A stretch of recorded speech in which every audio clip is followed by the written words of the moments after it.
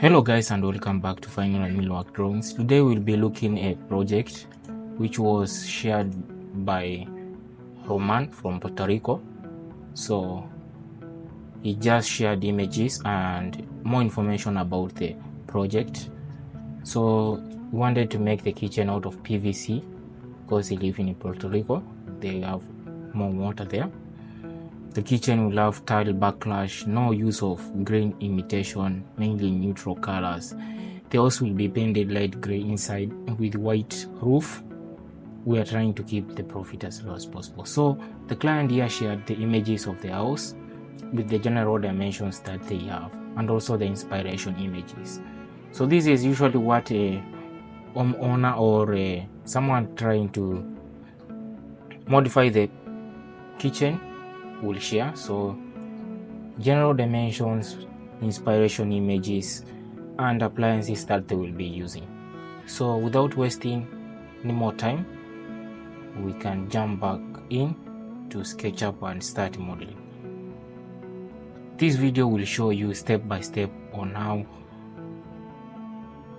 we can convert client inspirations to something that can be manufactured and later on installed in the house. So this is very crucial stage because it links the two most important parts of the building process, which is the client and the cabinet maker.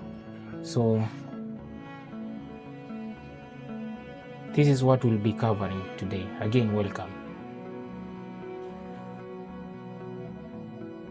So the first thing that I'm doing here is I'm using the dimensions that were shared on the document that the client provided to make the room, and then position the cabinet as instructed on the drawings. So where the refrigerator should be, where the oven should be, where the microwave should be, and also arranging it so that it is more efficient to use. So that's what I'm doing here. So I started out with the refrigerator. I positioned it in the farthest end so that, because the room is quite small, so that you can easily move on the kitchen without the interference of the refrigerator. So again, we're leaving the spaces as indicated on the drawings. Enjoy.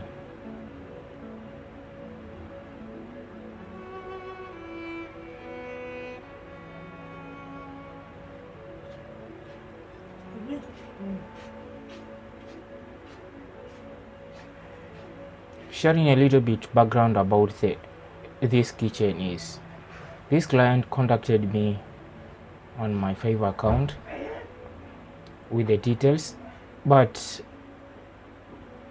he didn't make the order.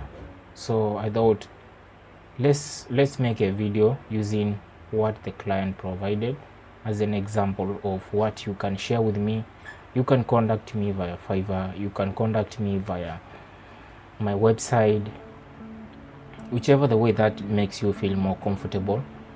Feel free to reach me out and I can assist you. So after making the refrigerator side, I went again back and positioned the sink cabinet 58 inches from the back wall so that it fits well. Then left the space for the range or the oven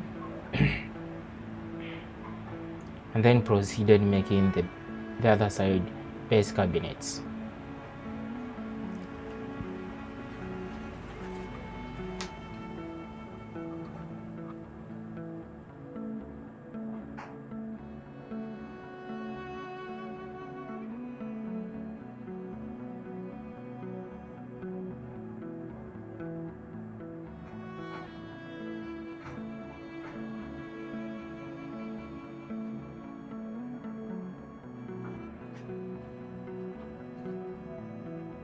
On this side, because the microwave should be above the oven.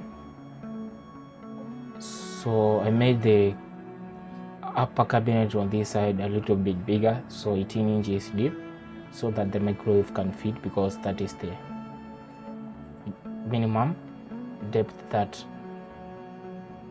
the microwave can fit in. And also, in case the client wants to be able to install a door, that also can be possible. So I made this side of the upper cabinet 18 inches deep.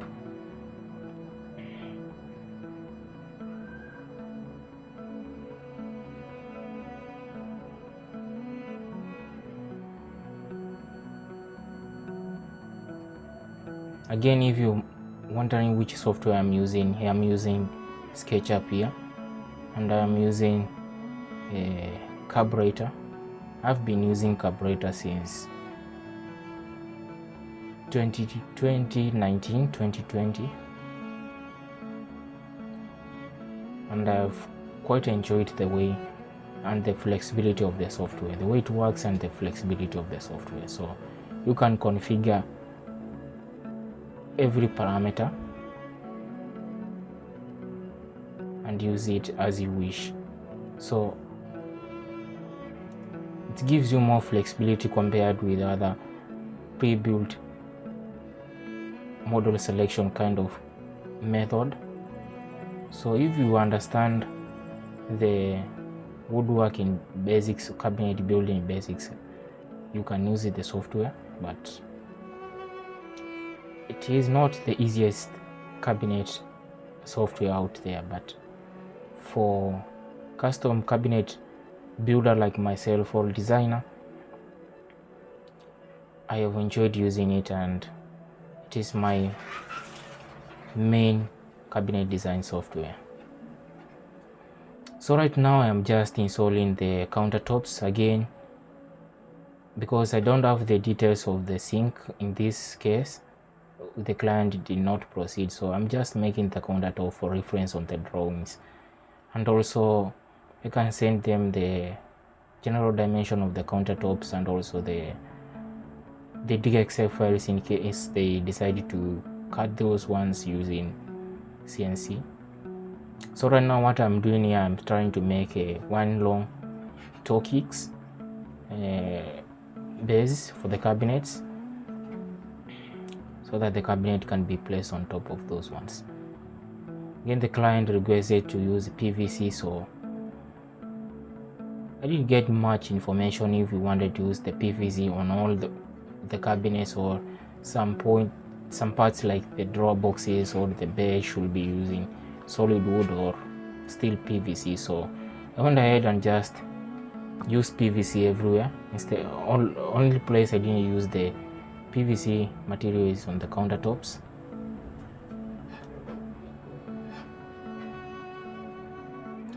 Again, because this kind of client who just contacts you and never finishes the details, I didn't know what to expect. So I just went on and made this kitchen just as a reference on what I can do for you. So right now I'm installing the nailer boards.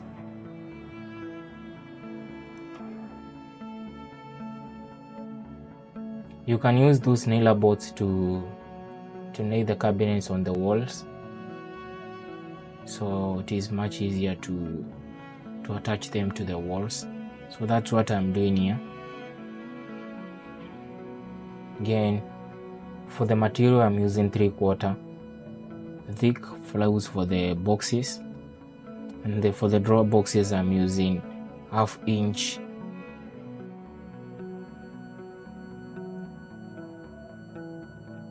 plywood or PVC.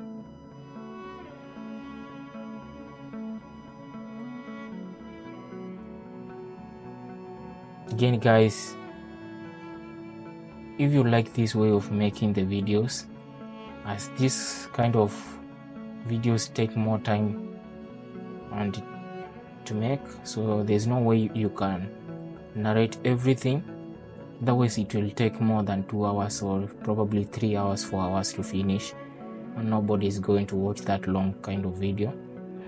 So let me know in the comments what you like about the video, what you might want me to improve on, and I will do so. Again, don't forget to subscribe and like the video so that it is promoted to the right audience. So if you are a cabinet maker, you're looking for someone to help you on making the shop drawings, the CNC files, cut list,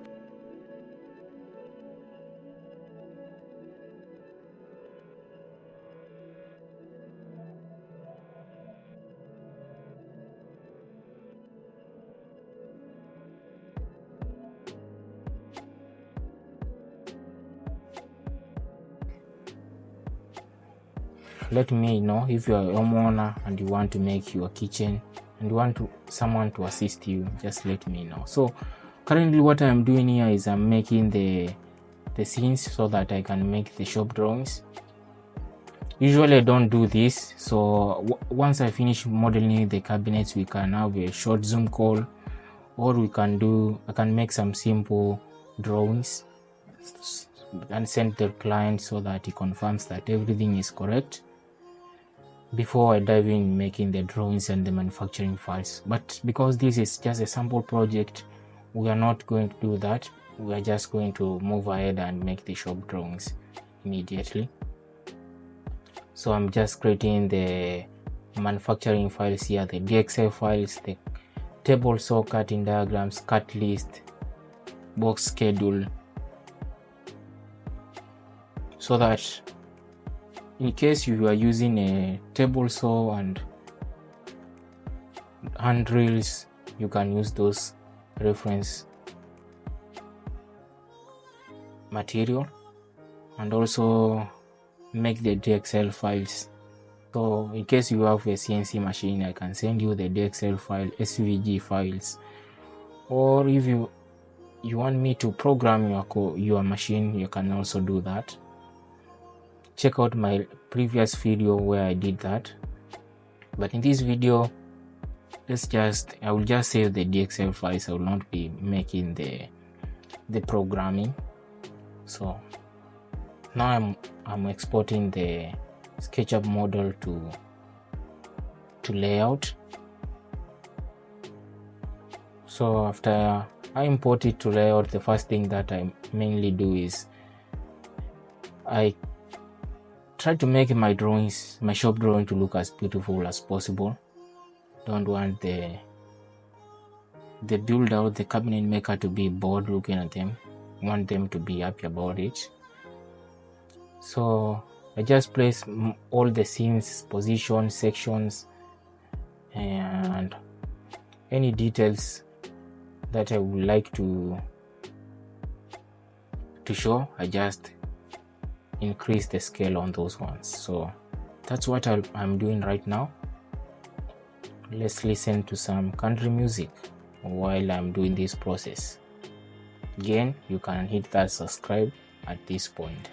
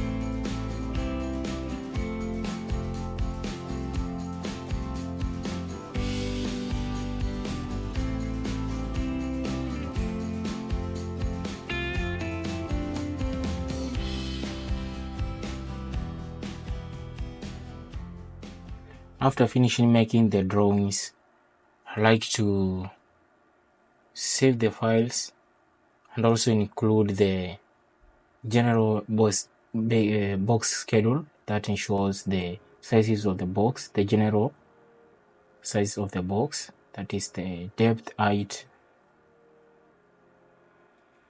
and width. That includes the toolkit included.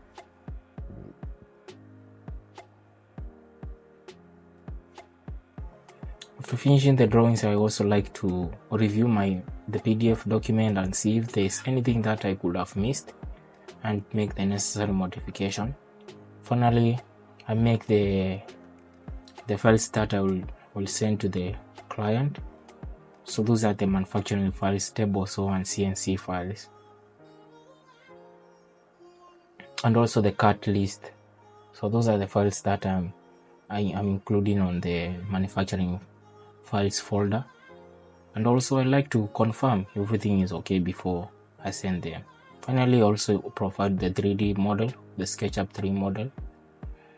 Usually the model that I make the layout drawings from is usually quite large, so I like to delete all the unused materials to make it as small as possible. For example, this one was 70 MBs. I've dropped it down to something like 4 MBs, megabytes. So I like to save it on zip file because zip files is usually accepted on all the Mac and also PCs. So again guys, let me know if there is anything that I can help you with.